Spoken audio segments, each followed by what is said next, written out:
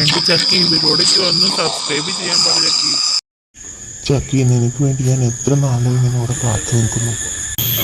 ചേട്ടനങ്ങനെ വാതിൽപ്പടിയിൽ കാത്തിരുന്ന വീട്ടുകാരെ പേടിച്ച ആ വാതിൽപ്പടി കടന്ന് മതിൽ ചാടിക്കടന്ന് എൻ്റെ അടുത്തേക്ക് ഒന്ന് വന്നൂടെ?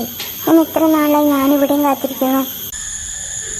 എൻ്റെ ചക്കി എങ്ങനെ മതിൽ ചാടി വരാനാ? ഈ വീട്ടുകാരുടെ കണ്ണ് എൻ്റെ പിന്നാലെ എപ്പോഴും.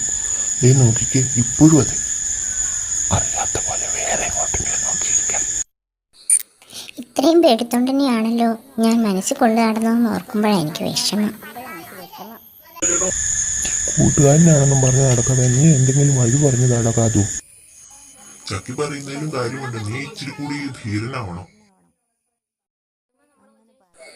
അങ്ങനെ പറഞ്ഞു കൊടുക്കുക ആദിച്ചേട്ടാ. ഞങ്ങളുടെ കൊച്ചിനെ നിനക്ക് ഇഷ്ടമായോ?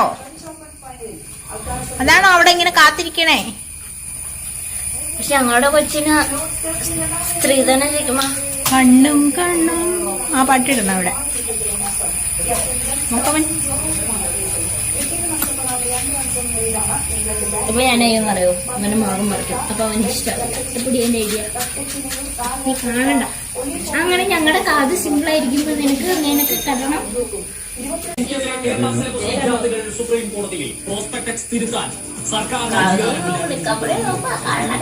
ഇങ്ങനെ പിന്തുണ അവനപ്പോ അതിന്റെ പുറകെ പോകുന്നു. ഇപ്പോ ഒരു തവണ റിപ്പീറ്റ് ചെയ്ത സ്റ്റുഡൻസ് ആണ് അധികം നമ്മുടെ കൂടെ നിൽക്കുന്നത്.